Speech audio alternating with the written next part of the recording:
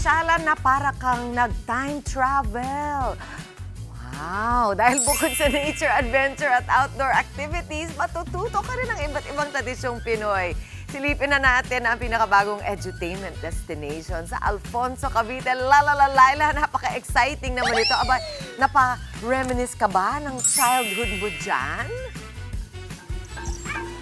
Oh? Mami Chiki, grabe! Alam mo, parang balik tayo sa sinaunang panahon! Tingnan nyo itong tinatawag na gabang! O, diba? It's a musical instrument na gawa sa kawayan. Tapos may do, re, mi, fa, sol, la, ti, do. Do, re, mi, fa, sol, la, ti, do. Tapos may second octave ba? Do, re, mi, fa, sol, la, ti, do. Ang taas! O, diba? So, pwede ka talaga mag-play, diba? O.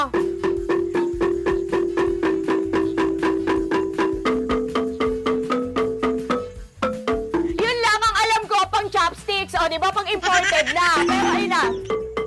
Nakakatuwa lang kasi, di ba, matuturuan natin ang mga bata sa mga sinaunang musical instrument dito sa ating nilalargahan today. Ayan, ang Likhasan Camp in Alfonso, Cavite. At tira mo, Mami Chiki, pak na pak ba ang aura ko sa'yo? Oy, meron silang mga pinahihiram na mga tradisyonal na mga kasuotan dito. Mamaya tatanungin natin kung ano itong suot ko. Tinan nyo. Pero naka-duster pa rin ako. Ito, duster ko to. May shorts pa nga yan eh. Pak! O, diba?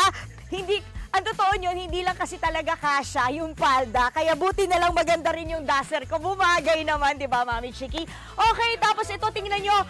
Pwede rin kayong matutong gumawa ng mga bayong. Pwede kayong maglala, as in, lala. Hindi pala, sorry, mali. Lala, as in, hobby ng mga bayong. Pwede kayong magbayong, making dito at eto.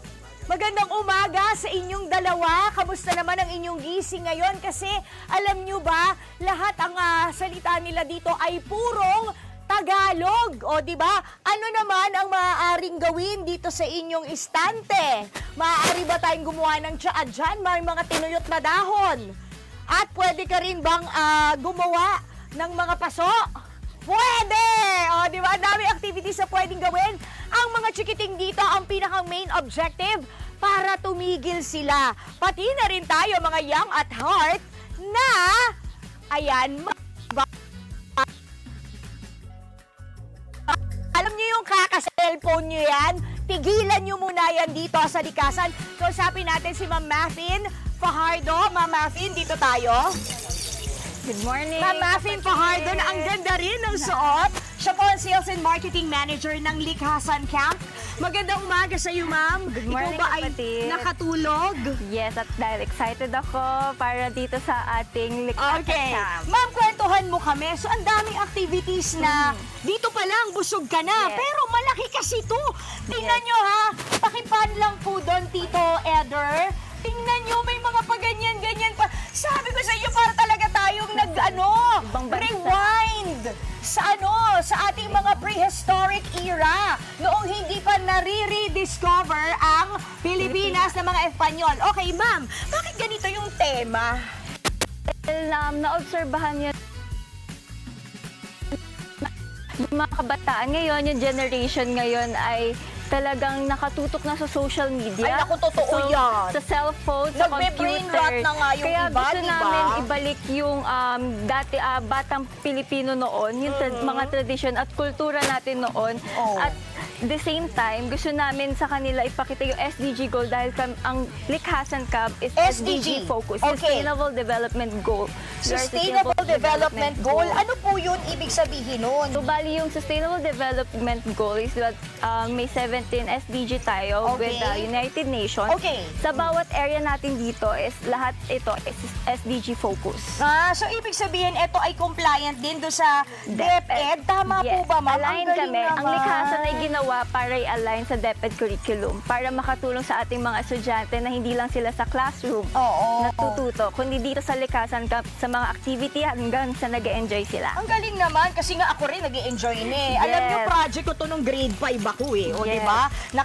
Nakapag-hobby na ako ng bonggang-bongga. So sabi ko nga, dito pa lang sa area na to, na napakaliit na espasyo pa lang, marami ka na magagawa. So ano-ano pa po yung mga activities na pwedeng gawin dito sa likasan, So, ma'am? Habang pwede naghahabi tayong ako. magpinta dito ng pot. Kung Okay. saan yung nakita Paso, niyo po may yung paso paso. talaga. Clay pot to. Clay pot, magpipinta po. Pot Okay. painting, which is doon sa hulma. Meron din po tayo ditong gabay ng ninuno, Ano which is yun? Babaylan Wisdom. Oh, wow! Meron po ano tayo nagagawa dito. doong Meron po babaylan mga wisdom? mensahe po dito Parang na iyong fortune mauuwi. cookie. Yes. Okay. Na mula nung mga babaylan po. And then meron din po tayo animal feeding. Ay, talaga? At gagawa rin po tayo ng nilupak na sag. Okay, ma'am, linawin lang natin dahil 'di ba tayo ay parang nag-rewind sa panahon at meron tayo animal feeding, hindi naman po dinosaur. Hindi. Ang papakainin Ito. natin. Ayan. Wow, ang ganda naman yan. Parang gusto ko rin yan Yes. i-try. O, hindi ba? Oh, nice. Painting, Oh, ayan, perfect na nakadalawa na perfect. ako, Mami Chi. Ano?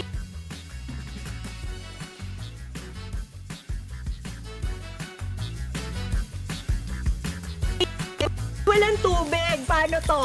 Ganyan na lang. Ito po.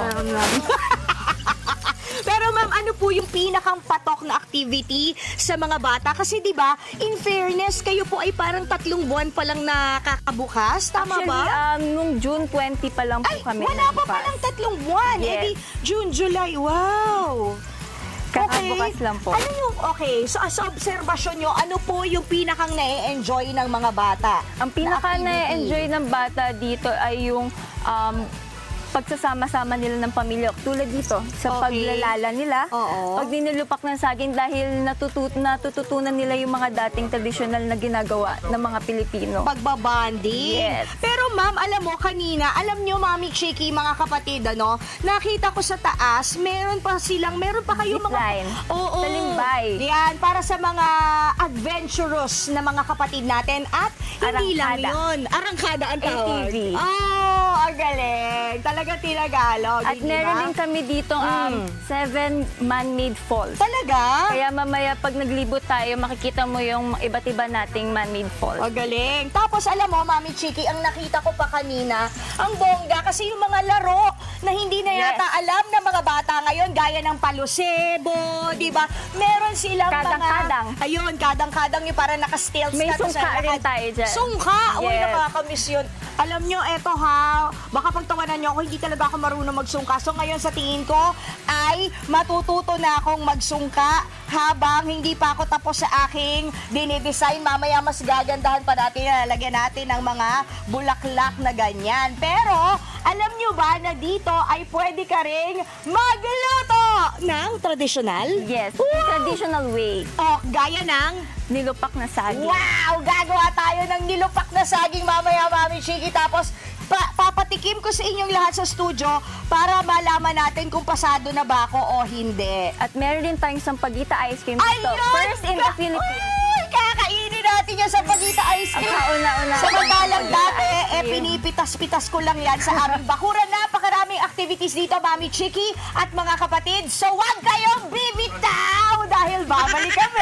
Antayin nyo lang. Balik sa inyo sa studio. Ay, ice cream Lalalayo na sampagita. naku, pack na pack talaga yung costume mo. Ang dami pang kailangan gawin dyan. Babalikan ka namin mamaya. Matapos ang nature exploration at relaxation, hindi kompleto ang adventure kung walang masarap na kainan, syempre. Yun, sa Likhasan Camp, hindi ka lang basta kakain. May experience mo rin yung tradisyonal na pagluluto ng mga pagkain Wow. Pinoy. Lai, pumasa ba Bye! ang cooking skills mo dyan? Na by the way, pakicheck yung message ko sa inyo. Kasi, nagpapabili ako, Lai. Please, send nyo sa akin ang mga available dyan. Ayan, kamusta, Lai? Ayun, nakasta. Paano gagawin? Umurong tayo dun. Oh, Ganda! Umurong tayo dun kung kita nyo nag-freeze. ba? Ay, Oh. asa na ba si Laila? Hinahanap pa. Hinahanap pa. Ayan. Oo. Ang daming magaganda man nakita ko. Mama Dance! Alam nyo, hirap na hirap talaga Ayan. akong maghalo ng biko. Bakit kaya sa tingin nyo? Ewan ko ba? Hindi ko rin alam, di naman yung kamay ko kasi nga okay na eh. Pero, sir, pwede po pakihawak na lang to, nabibigatan ako eh. At tingin ko yun yung dahilan, napakalaki ng mga sandok nila dito. Tapos hindi nyo mag-enjoy kayo. Ito ang itsura ng mga sinaunang scooter noon. At ito naman ang kanilang mga dikdikan. Ganito sila magplansya noon. ang ginagamitan ng foot power. O, hindi ba? At si ate nagtatahip-tahip na. Yan, kasi alam nyo ba, pagkatahip niyan, dito yan nilalagay at tayo'y magigiik na. Alam nyo ba na ang tagig, kaya siya tinawag na tagig dahil tagagiik. Oh, may bago na naman kayo natutunan kahit nandito tayo sa Kalikhasan, no? Hindi ba, in Alfonso, Cavite. O, ayan yung mga sinaunang gamit. Ito yung tubo, kung gusto nyo ng tubo juice, ayan, no? Iniikot-ikot yan para matanggal yung sapal. O, mamaya gagawa tayo Roscaldo, ha? Galingan mo magdikdik. Pero alam nyo, dito pwedeng matuto ang mga batang gumawa ng nilupak. So magkasama pa rin kami ni Ma'am Muffin, ang kanilang sales And marketing. marketing manager dito sa Kalikasan. Okay, Ma'am, ilang ingredients? May 4 na kasangkapan 4. ang nilupak Okay. na saging. Hulaan ko. Saging na saba, kinayod na nyog, asukal at mantikilya. Okay, so paano unang gagawin? Bali, babalatan ang saging na saba. Balatan ang saba. Lilinisan ang luso. Okay. Eto, yung balat ng saging, wag yung itatapon dahil may silbi yan, panglinis netong ating dikdikan. So, Ilalagay yung saging. pagkatapos nun, ilagay niyo na yung saging dito. O, pagkatapos po Ihalo nun, na yung mga kasangkapan. ayan, gaano karami? Kung gaano po, yan na po yun. Yan na lahat Opo. yan. So, sa isang saging, kunwari, mga ilang ilang Pagsanta, kutsarita lang. Tapos, didikdikin nyo ng ganyan. Dikdikin nyo only- lang. Ilabas nyo dyan lahat ng galit nyo. Ha!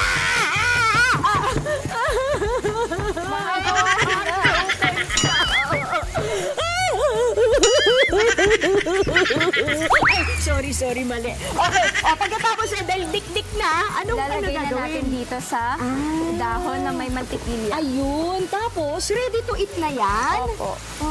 O sige, so Kakainin lalagay na lang natin. Ay, alam nyo naman yung daliri ko, no? Medyo, ano pa, injured. Uy, ayan. So, ayan, eto na yung itsura ng finished product. Ibibilog-bilog pa. Opo. Ah, Kakainin na po at magandang pares ito sa mainit na sa kape. Uy, teka lang. For only dapat tinitikman na. 150 pesos po. Harap yung gawa ko. Kape. Dito naman po ang aming mga pagkain. Pagkain, teka lang. Ano kakainin natin, madam? Ang Filipino-inspired food po ang aming sa Likhain Restaurant and Cafe. Alam mo, so hindi may ba iba't ibang pagkain po kami dito. Ang aming main dish po ang sinigang sa Hindi mo batuan. naman sinabing kakain tayo, ma'am. Hindi ako handa. Ay, sorry. Ano pa? Sinigang, may iba't iba po kami. May grilled bologna, may garlic longganisa po, pork barbecue. At alam mo ba, Ano? Miss Lai, ano ang Tingnan niyo yung sinigang pambansang nila. bulaklak ng Pilipinas? Eh, di sampagita, madam. Sampagita dahil dyan. Ano? Meron kami dito, Ano yan? first in the Philippines, Sampaguita ice cream. Ay, wow! Paano ginagawa to sampagita ice Ang cream? ginawa po talaga namin para dito sa Busy kumain, ang dami Ang naman sarap, pwedeng Mama. tikman dyan. Sampaguita ice cream. Nasa Alfonso, Cavite sila. Ibig sabihin, mga ano ko yan, kakapit-bahay ko.